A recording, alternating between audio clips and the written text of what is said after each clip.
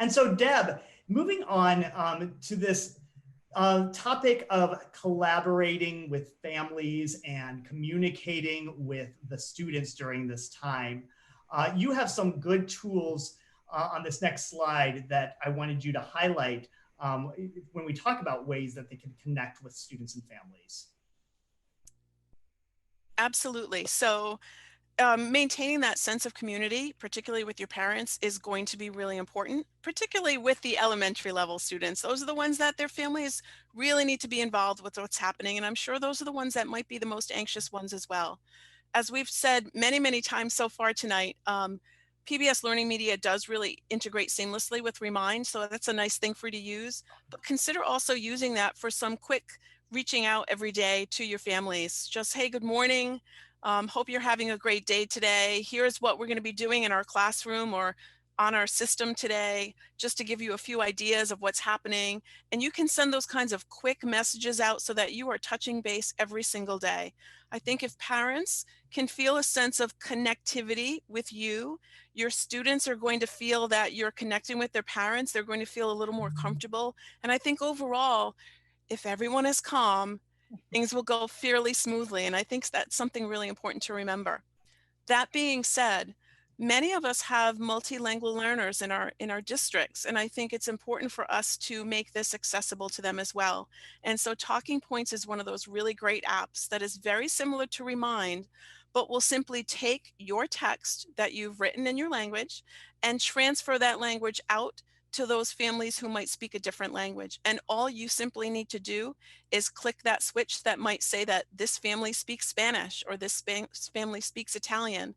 And so you're typing it in once, you're clicking that button, and it ships it off to those families, and they can access it in their own language.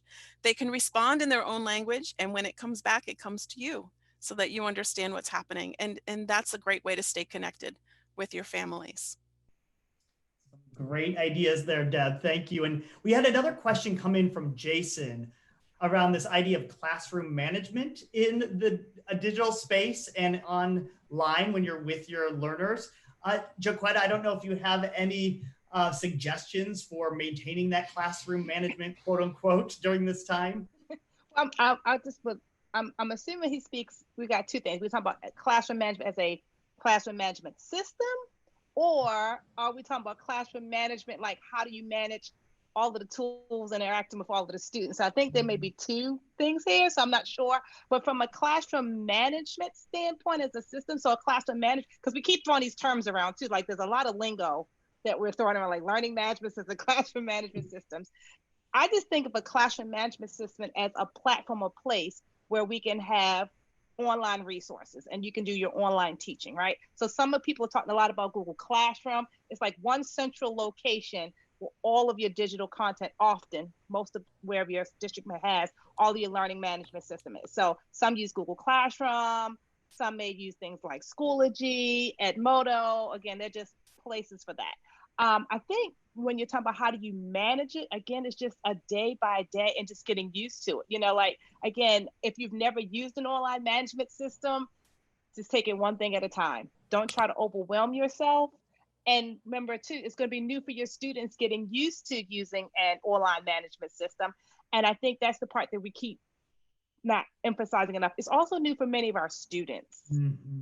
Because some of us may be using online, but we're using it more of as a blending learning space because we had the face-to-face, right? And then we may say, go to Google Classroom and do X, Y, Z, or go over here. But now it's like everything is expected for the most part for those students to have access to do everything in this online environment. So I think it's also important to talk about balance somewhere in that, because we also have to talk about screen time. So every teacher is now probably trying to throw everything online and get those things there, but got to have a little bit of a balance. So one thing at a time, something small, maybe just a couple of resources if you've never done this before. But again, it's going to be a little messy, but that's okay. That's part of learning. Learning is messy. Part of learning. We're learning alongside our students, aren't we? Yes, yes. I think if we also take that question in the other context, as you mentioned, and thinking about digital citizenship and you know, how we're managing that, Alethea, I don't know if you have some ideas, and Jaquetta, I can come back to you too. Okay. But do you have any digital citizenship and how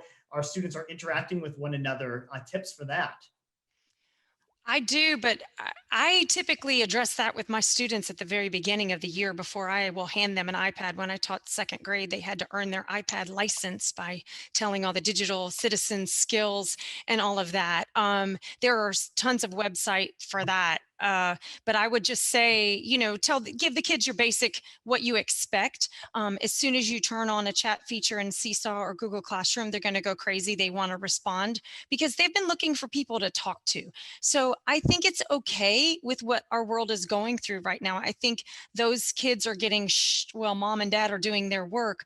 Give them a space. And if you don't feel confident, doing it where it's going to mess with what you're grading, maybe set up a new space for that. Set up a Seesaw just for kids to talk to each other, or a Google Classroom that's just a chat area. I know a couple of our fourth grade teachers set one up where they just post a fun thing every day, or they create their own memes every day, just something to keep that connectiveness. And obviously you do have to monitor it. You don't want, especially the middle school and high school kids, to write mean things to each other. So you do need to check in on that, or make it set so that you have to approve it if you're not confident with their digital skills yet. But this is teachable moments. This is all about that on-time learning is teachable moments. So if for some reason something inappropriate is said, that's a teachable moment. I think that's one of the great things about the technology. Such a great point. And Deb, if you want to address that, as well as another question that came in around issues of privacy when using these video chat tools with students, and how you might address that. Sure, I can do both. So first of all, I think integrating digital citizenship into all the work that you're doing is a really important first step.